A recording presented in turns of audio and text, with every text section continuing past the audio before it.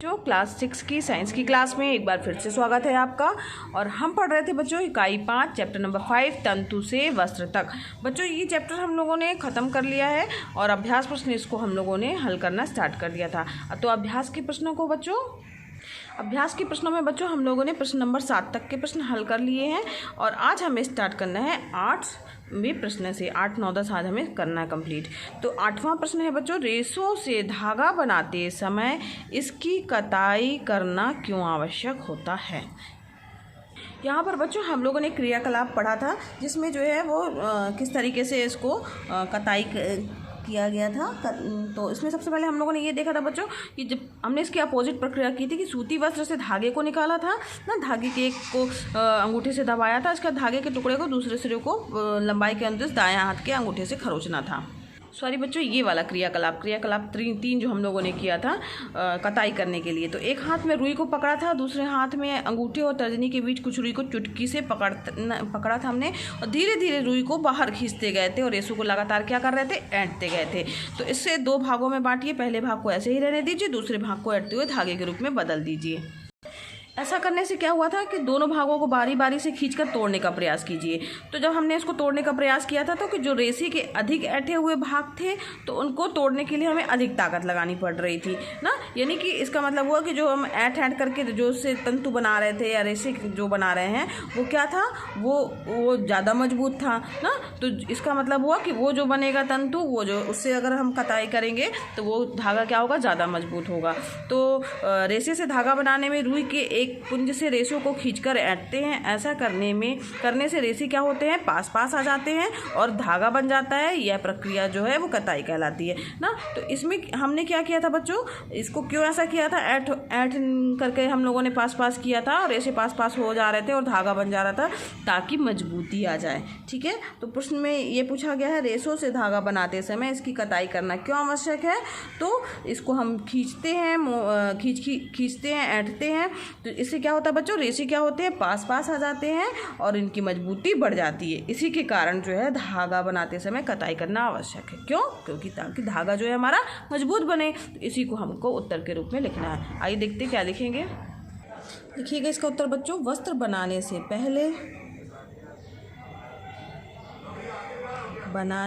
पहले कपास या जूट के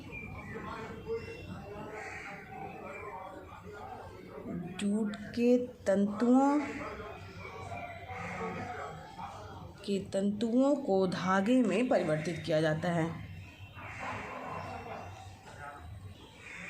धागों में परिवर्तित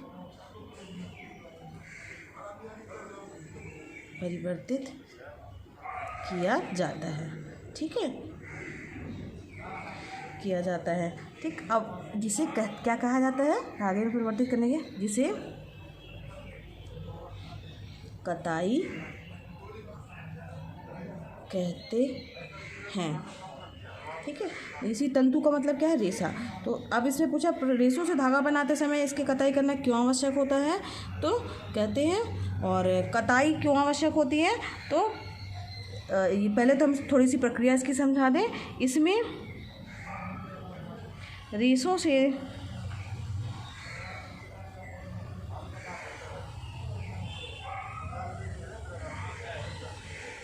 धागा बनाने में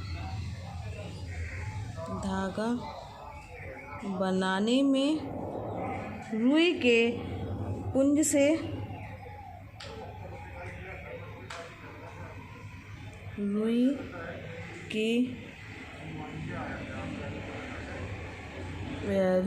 रुई के भाग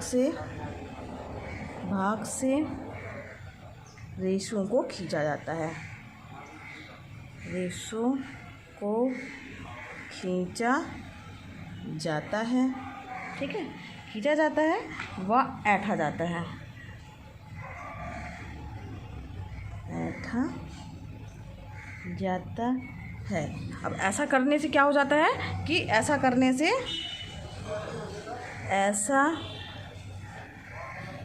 से रेशे जो होते हैं वो पास पास आ जाते हैं। रेशे पास पास आ जाते हैं जाते हैं। ठीक है, अब पास पास आ जाते हैं तथा इनकी मजबूती बढ़ जाती है। इनकी मजबूती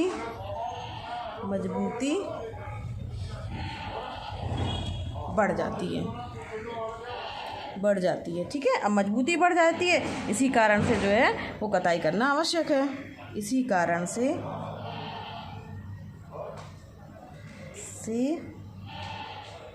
रेशों से धागा बनाते समय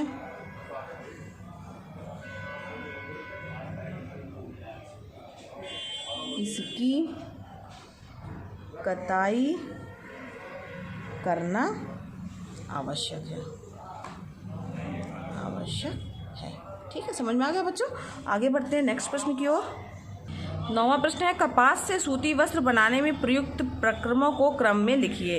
तो कपास से हम सूती वस्त्र किस तरीके से बनाते हैं उस प्रक्रिया को हमें क्रम में लिखना है। तो बच्चों समझ लीजिए, पहले तो जब हम कपड़ा बनाने जा रहे हैं या कपास से अगर सूती वस्त्र बना रहे हैं तो सबसे पहले सूती धागे की क्या की जाती है, कताई की जाती है। ठीक है, पहली बात तो ये हो गई कि कताई, जिसको अभी हम लोगों ने समझ लिया अच्छे से कि कताई की जाती है। इसके बाद धागे से वस्त्र बनाने के लिए जो है उसमें 2 विधियां हैं, बुनाई और बंधाई। तो इनके माध्यम से, बुनाई और बंधाई के माध्यम से वस्त्र का निर्माण किया जाता है। इन प्रक्रिया को हम लोगों ने बच्चों पिछली वीडियो क्लासेस में अच्छे से समझ लिया था। इन्हीं को अपने उत्तर में लिखना है। आइए देखते कैसे उत्तर लिखेंगे।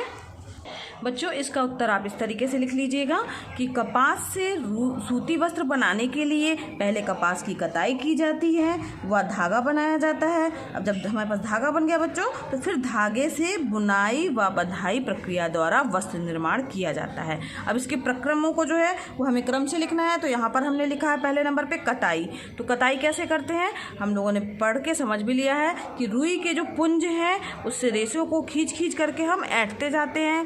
ठीक है, आगे बढ़ाते जाते हैं। ऐसा करने से रेशे पास पास आ जाते हैं, वह मजबूत धागा बन जाता है। यह प्रक्रिया क्या कहलाती है, कताई कहलाती है। फिर इसके बाद नेक्स्ट लिखिएगा आप बच्चों बुनाई। तो बुनाई क्या चीज़ है, धागे के 2 सेटों को आपस में व्यवस्थित करके वस्त्र बनाने की प्रक्रिया बुनाई कहलाती है। ठीक है, इसमें धागे के 2 सेट रहते हैं, उनको व्यवस्थित किया जाता है और यह प्रक्रिया बुनाई कहलाती है। इसके लिए जो है वो हैंडलूम या हथकरघा का प्रयोग किया जाता है। ठीक है, आगे लिखिएगा। कताई के लिए कताई हो गया, बुनाई हो गया, अब क्या बचा हमारा, बंधाई। तीसरा पॉइंट आप लिख दीजिएगा बंधाई। तो एकल धागे से वस्त्र बनाने की प्रक्रिया क्या कहलाती है बच्चों, बंधाई कहलाती है। और बंधाई जो है वो हाथों से या मशीनों से भी की जाती है। स्वेटर वगैरह बुनते हैं ना, तो उसको क्या बोला जाएगा, बंधाई कहा जाता है, क्योंकि वो उसके लिए एकल धागे का प्रयोग किया जाता है। आगे बढ़ते हैं बच्चों हम अपने नेक्स्ट प्रश्न की ओर। 10वां प्रश्न है बच्चों हमारा, कपास तथा जूट के रेशों के 2 उपयोग लिखिए। तो हमें यहाँ पर कपास और जूट के रेशों के क्या क्या उपयोग हैं हम करते हैं, उसके कोई भी 2 उपयोग आपको लिखने हैं। आइए देखते हैं इसको क्या लिखेंगे। बच्चों इस प्रश्न का उत्तर जो है कपास व जूट के रेशों के 2 उपयोग लिखने के लिए है। तो आप जो है कपास के रेशों का उपयोग ऐसे हेडिंग डाल दीजिएगा और जूट के रेशों का उपयोग ना, तो अलग अलग इसमें। अब यहाँ पर कपास यानी हो गया जिसमें हम रुई बनाते हैं ना, तो और कपास से सूती कपड़े बनाए जाते हैं। तो रुई से जो है वो धागा बनता है, धागे से फिर हम कपड़े बनाते हैं। तो कपास के रेशों से जो है वो पर्दे वगैरह बनते हैं हमारे ना, कॉटन के। और सूती कपड़े बनाने के लिए भी कपास का उपयोग किया जाता है। साथ ही बच्चों इसमें आप जो है वो चादर वगैरह भी लिख सकते हैं। तो आपका जो मन करे वो आप लिख सकते हैं, कोई ज़रूरी नहीं कि आप यही 2 लिखिए। आपका जो आपको समझ में आ रहा है कि जो कपास से बनता है उससे उसको लिख सकते हैं। कागज़ भी बनता है बच्चों, तो कागज़ भी आप इसमें लिख सकते हैं। चूँकि प्रश्न में 2 लिखा है तो मैंने इसमें केवल 2 ही लिखा है। आप इसमें कागज़ भी लिख सकते हैं, चादर भी लिख सकते हैं, अपने मन से कुछ भी लिख सकते हैं, लेकिन वो कपास से बना होना चाहिए। ठीक है, फिर है जूट के रेशों का प्रयोग। तो जूट के रेशों का प्रयोग जो है जब हम चैप्टर पढ़े तब भी हम लोगों ने पढ़ा था बच्चों। जूट से रस्सियाँ बनती हैं, दरी बनती हैं, बैग बनते हैं, डलिया बनती हैं। जूट के बच्चों कई और जो है सजावट वाली सामग्री भी जो है वो बनती हैं, जो कि हमारे जो टांगने वगैरह के लिए सजावटी सामान भी जो जूट के रेशों से बनाया जाता है। टाट पट्टी वगैरह जो है वो भी जो है इसी से बनती है। तो ये सब चीज़ें जो है आप लिख सकते हैं। चूँकि प्रश्न में 2 उपयोग पूछा गया है तो यहाँ पर आप रस्सी बनाने में, दरी व बैग व डलिया बनाने में भी लिख सकते हैं। तो ये आपके ऊपर है, कोई ज़रूरी नहीं इसका उत्तर आप ये लिखें, तो लेकिन आपको बस ये लिखना होगा कि जूट के रेशे से के क्या उपयोग है। ठीक है, सजावटी सामान भी आप लिख सकते हैं, कुछ भी लिख सकते हैं। तो बच्चों आज जो है ये हमारा चैप्टर नंबर 5 जो है वो पूरी तरीके से कंप्लीट हुआ। अभ्यास के प्रश्नों को भी हम लोगों ने हल कर लिया है। और बच्चों अगर मेरा पढ़ाना आपको पसंद आ रहा हो तो वीडियो को ज़रूर लाइक कीजिएगा। अगर आपने अभी तक मेरे चैनल को सब्सक्राइब नहीं किया है तो सब्सक्राइब कीजिए। और बच्चों ये वीडियो क्लासेस जो है वो एकदम निःशुल्क है और आप भी इसका लाभ लीजिए, दूसरे बच्चों को भी शेयर कीजिए ताकि वो भी इसका लाभ ले सके। धन्यवाद बच्चों। अब हम नेक्स्ट वीडियो क्लास में एक नया चैप्टर स्टार्ट करेंगे। मिलते हैं नेक्स्ट वीडियो क्लास में।